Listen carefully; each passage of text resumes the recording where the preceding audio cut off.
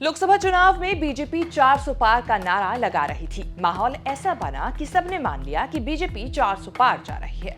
बस राहुल गांधी की साइड वाले मान नहीं रहे थे। Anti narcotics task force highly professional बंदे हायर कीते ने, चाहे वो लॉ अफसर होण, चाहे वो फोरेंसिक दे होण, चाहे होर जांच दे अधिकारी होण, ते अपनी होणगे इन्हां दे। पंजाब सरकार में है नशे के खिलाफ जीरो टॉलरेंस। पंजाब सरकार का एक और कठोर कदम। शिकायत दर्ज करवाने के लिए मैसेज करें 9779100200 पर। नशे के खिलाफ हमारा साथ दें। कांग्रेस बीजेपी से कम, राहुल गांधी मोदी से कमजोर माने जा रहे थे। बीजेपी के 400 पार की काट में राहुल गांधी को कुछ नहीं सूझा तो उन्होंने अपनी छोटी सी किताब संविधान की रेड कलर की पॉकेट बुक को चुनाव का हथियार बना लिया। राहुल गांधी रेड बुक दिखा दिखा कर समझाने लगे कि बीजेपी को 400 सीटें इसीलिए चाहिए कि संविधान बदल सके, आरक्षण छीन सके। राहुल के भाषणों और रेड बुक ने ब्रह्मास्त्र का काम किया। बीजेपी 400 पार तो क्या 250 से नीचे लुढ़क गई। राहुल गांधी की संविधान वाली स्ट्रैटेजी ने बीजेपी की सारी प्लानिंग की ऐसी तैसी कर दी। चुनाव निपट गया, लेकिन राहुल गांधी ने संविधान की रेड बुक नहीं छोड़ी।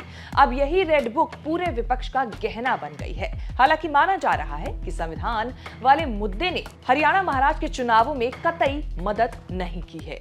नरेंद्र मोदी जी कहते हैं कि राहुल गांधी लाल किताब दिखा रहा है। नरेंद्र मोदी जी, इसका रंग जरूरी नहीं है, जो इसके अंदर लिखा है, जो आपने पूरी जिंदगी भर नहीं पढ़ा है, वो जरूरी है। क्योंकि अगर आप इस किताब को खोल देते और इसको पढ़ लेते तो जो आप करते हो, जो नफरत फैलाते हो, एक धर्म को दूसरे धर्म से लड़ाते हो, अरबपतियों का लाखों करोड़ रुपए कर्जा माफ करते हो, देश में नफरत हिंसा फैलाते, वो आप नहीं करते। आप हिंसा नफरत इसीलिए फैलाते हो क्योंकि आप संविधान के नहीं हो। संविधान में कहीं नहीं लिखा कि हिंदुस्तान के एक नागरिक को दूसरे नागरिक से लड़ाई करनी चाहिए। कहानी रेड बुक से आगे बढ़ गई है। 26 नवंबर को संविधान के 75 साल पूरे होने का जश्न मनाया गया। संसद में संविधान दिवस पर भव्य सरकारी कार्यक्रम हुआ। कांग्रेस ने दिल्ली के ताल कटोरा स्टेडियम में संविधान रक्षक अभियान शुरू किया। संविधान बचाने के लिए नई जंग का ऐलान हुआ। वहीं से निकला संसद में संविधान पर चर्चा का आइडिया।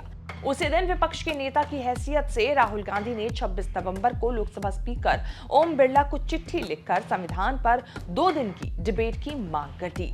विपक्ष के नेता और कांग्रेस अध्यक्ष मल्लिकार्जुन खड़गे ने राज्यसभा के चेयरमैन जगदीप धनखड़ के सामने यही मांग रखी। राहुल गांधी कुछ मांग ले और सरकार हां कर दे, ऐसा होता नहीं है।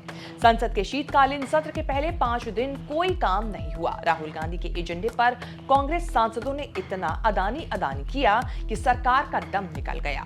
संसद चलाना असंभव हो चला। संभल, अजमेर, वायनाड, त्रासदी, कहीं किसी चर्चा की नौबत नहीं आ रही थी।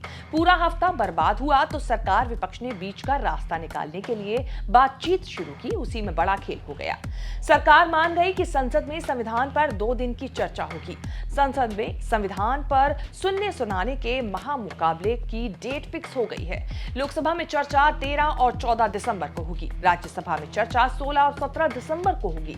संभव है कि संविधान पर राहुल गांधी बोलेंगे तो पीएम मोदी भी जवाब देने आएंगे। भारतीय संविधान के मूल सिद्धांतों, संविधान के महत्व, प्रासंगिकता और देश के विकास में भूमिका पर चर्चा होगी।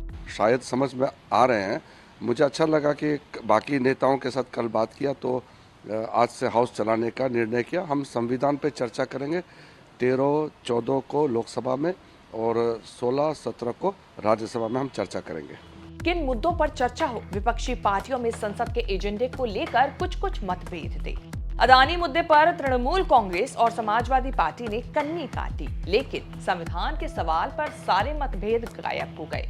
बीजेपी से संविधान बचाने का ऐसा मुद्दा है जिसे राहुल गांधी ने शुरू किया, अब विपक्ष की तमाम पार्टियों के टॉप एजेंडे में है। राहुल की पहल पर संविधान पर संसद में चर्चा के लिए सारी पार्टियों ने मंजूरी दी। राहुल ने एजेंडा सेट किया, सरकार मजबूरी में और विपक्ष खुशी खुशी शामिल है। राहुल गांधी की संविधान पर बड़ी जीत हो गई। So you met with the speaker, sir? We already met the speaker and we demand for a house to be run. Speaker has to take action to run the house smoothly. We are ready for running the house, provided there should be a discussion on constitution, which they promised to us. Sir, other issues are Adani and all which you are raising. This is what the demand we are beginning itself. We are demanding this a discussion on constitution. If they are agreed, government, entire opposition ready for a discussion. We want house to run. सरकार राहुल की मांग पर झुक गई तो संसद का नजारा बदल गया। प्रश्नकाल, शून्यकाल संभल सारे काम और सारे मुद्दों पर चर्चा शुरू हो गई। पटरी से उतरी संसद पटरी पर लौट आई। संसद के अंदर कांग्रेस सांसदों ने अदानी का शोर नहीं मचाया। राहुल गांधी की अगुवाई में संसद सत्र शुरू होने से पहले संसद परिसर में मोदी अदानी की फोटो वाले पोस्टर के साथ बड़ा विरोध प्रदर्शन हुआ। फिर संसद चलनी शुरू हो गई।